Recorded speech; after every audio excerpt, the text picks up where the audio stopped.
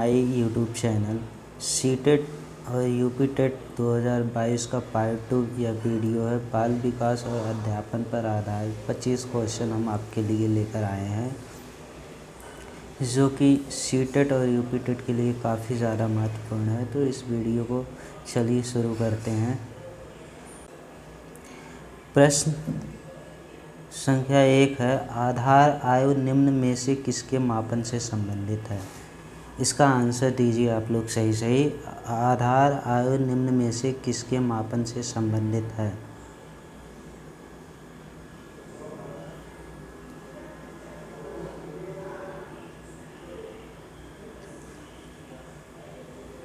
Option C सही answer होगा, बुध। अगला प्रश्न है,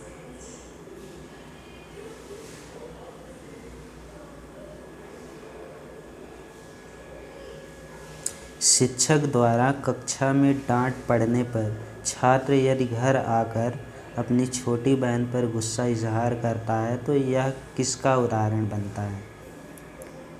उत्तर दीजिए आप लोग। प्रश्न संख्या 2 का, शिक्षक द्वारा कक्षा में डांट पड़ने पर छात्र यदि घर आकर अपनी छोटी बहन पर गुस्सा इजहार करता है तो यह किसका उदाहरण बनता है?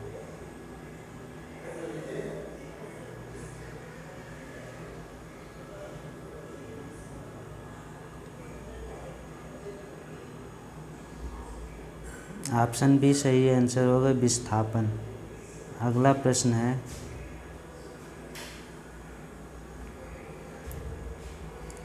निम्न में कौन सीखने के गेस्टाल्ट सिद्धांत से संबंधित है? निम्न में कौन सीखने के गेस्टाल्ट सिद्धांत से संबंधित है?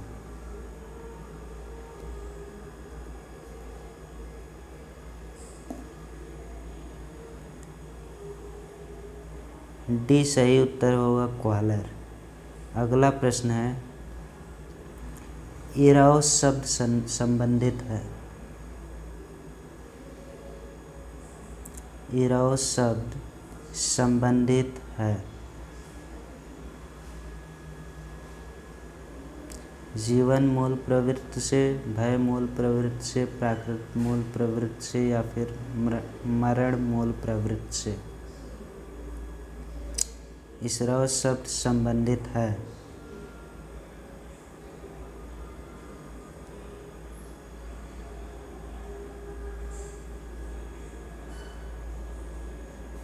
बी सही उत्तर होगा, जीवन मूल प्रवृत्ति से।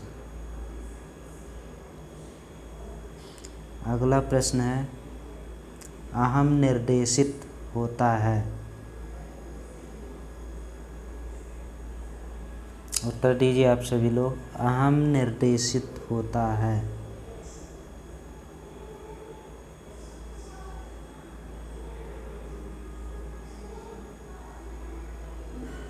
ऑप्शन ए सही उत्तर होगा, वास्तविकता सिद्धांत द्वारा। अगला प्रश्न है,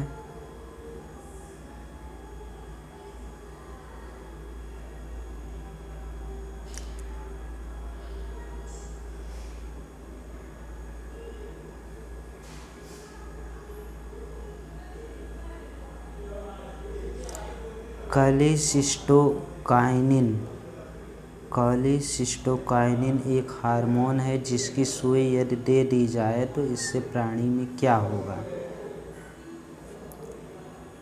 प्रश्न संख्या 6 का उत्तर दीजिए आप सभी लोग। कॉलीसिस्टोकाइनिन एक हार्मोन है जिसकी सुई यदि दे दी जाए तो इससे प्राणी में क्या होगा?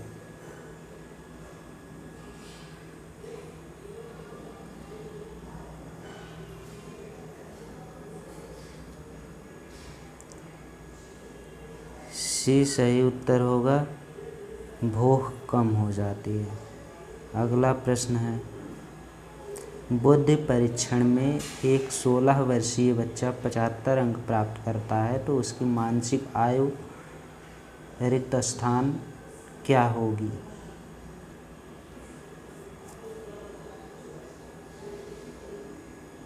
बुद्धि परीक्षण में एक 16 वर्षीय बच्चा 75 अंक प्राप्त करता है तो उसकी मानसिक आयु स्पेस होगी ... होगी।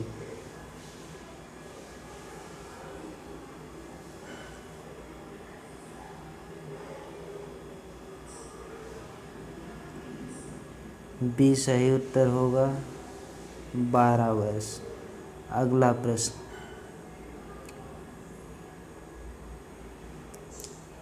केंद्रीय तंत्रिका तंत्र में होते हैं। केंद्रीय तंत्रिका तंत्र में होते हैं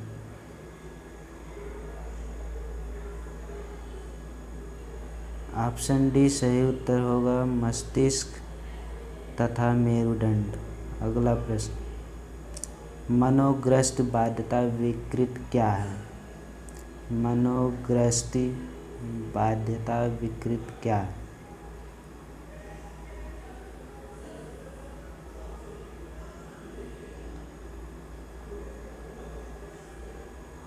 सी सही उत्तर होगा चिंता विकृत। अगला प्रश्न है,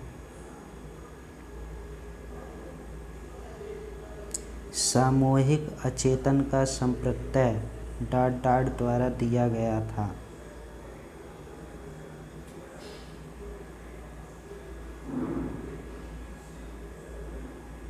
ऑप्शन डी सही उत्तर होगा यूंग।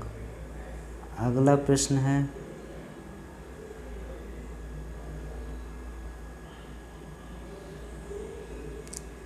वह मापनी जिसमें अंतराल के समस्त गुण के साथ परम शून्य भी हो कहलाती है। वह मापनी जिसमें अंतराल के समस्त गुण के साथ परम शून्य भी हो कहलाती है। ऑप्शन डी सही उत्तर होगा अनुपात मापनी।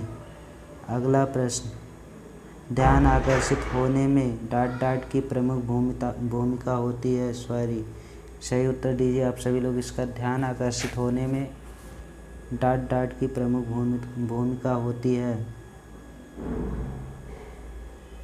ऑप्शन बी सही उत्तर होगा उद्दीपन की तीव्रता।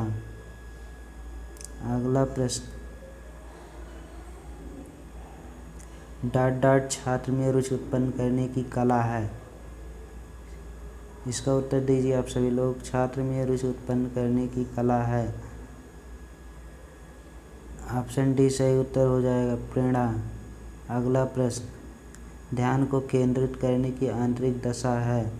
नवीनता, अवधि, रुचि, आकार। ध्यान को केंद्रित करने की आंतरिक दशा है।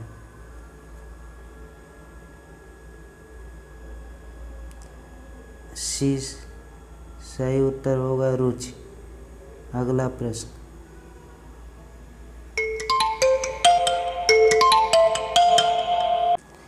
प्रश्न संख्या 15 है।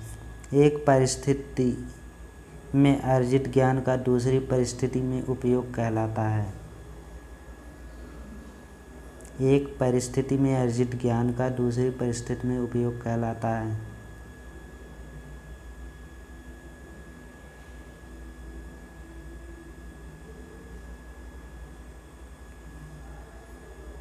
ऑप्शन ए सही उत्तर होगा सीखने में स्थानांतरण। अगला प्रश्न, अनुभव द्वारा व्यवहार में परिवर्तन कहलाता है। अनुभव द्वारा व्यवहार में परिवर्तन कहलाता है सीखना, स्मृति, प्रेरणा, चिंतन। ऑप्शन ए सही उत्तर होगा सीखना। अगला प्रश्न, विकास की किस अवस्था में बुद्धि का अधिकतम विकास होता है? विकास की किस अवस्था में बुद्धि का अधिकतम विकास होता है? शैशवावस्था, बाल्यावस्था, किशोरावस्था, प्रौढ़ावस्था।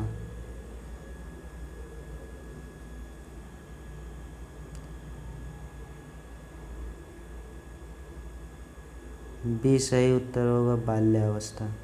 अगला प्रश्न, शिशु का अधिकांश व्यवहार आधारित होता है।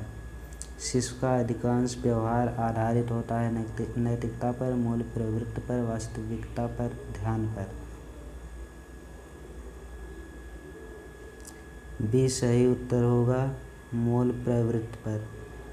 अगला प्रश्न है, अंतर्दृष्टि द्वारा सीखने के सिद्धांत में क्वालर ने प्रयोग किया था। अंतर्दृष्टि द्वारा सीखने के सिद्धांत में क्वालर ने प्रयोग किया था वन मानुषों पर, कुत्ते पर, बिल्ली पर, चूहों पर। ऑप्शन ए सही उत्तर होगा वनमानुषों पर। अगला प्रश्न, यह आवश्यक नहीं है कि उच्च बुद्धि लब्धि वाले बच्चे डाट में भी उच्च होंगे। यह आवश्यक नहीं है कि उच्च बुद्धि लब्धि वाले बच्चे डाट में भी उच्च होंगे अध्ययन में, सृजनशीलता में, विश्लेषण करने में या अच्छे अंक प्राप्त करने में। बी सही उत्तर होगा सृजनशीलता में। अगला प्रश्न, अधिगम में डाट ने प्रभाव का नियम दिया था। Skinner, Pavlov, Watson, Thorndike. अधिगम में डाट ने प्रभाव का नियम दिया था।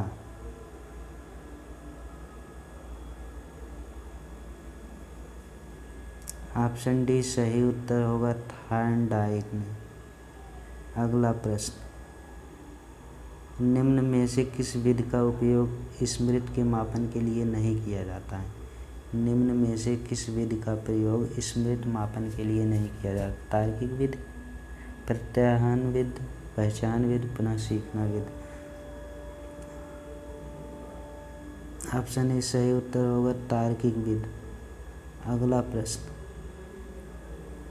प्रासंगिक अंतर्बोध परीक्षण का विकास डाट द्वारा किया गया था। प्रासंगिक अंतर्बोध परीक्षण का विकास डाट द्वारा किया था। होल्ट्जमैन, साइमंड, मैरे बैलक।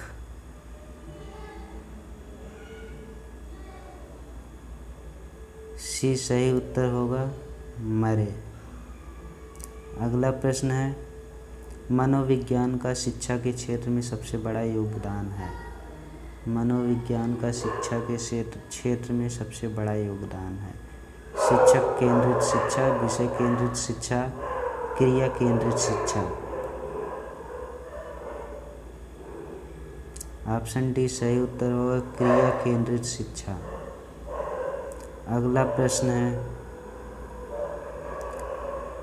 और ये लास्ट प्रश्न है, निम्नलिखित में से कौन सा वृद्धि और विकास के सिद्धांतों से संबंधित नहीं है। निम्नलिखित में से कौन सा वृद्धि और विकास के सिद्धांतों से संबंधित नहीं है। वर्गीकरण का सिद्धांत, निरंतरता का सिद्धांत, समन्वय का सिद्धांत, वैयक्तिकता का सिद्धांत। ऑप्शन ए सही उत्तर होगा वर्गीकरण का सिद्धांत। साथियों, आज का 25 प्रश्न यहीं समाप्त होता है। पार्ट 3 देखने के लिए वीडियो को शेयर करिए ज़्यादा से ज़्यादा लोगों को और इस चैनल को सब्सक्राइब कर लीजिए पार्ट 3 वीडियो देखने के लिए और वीडियो को लाइक करिए। Thank you.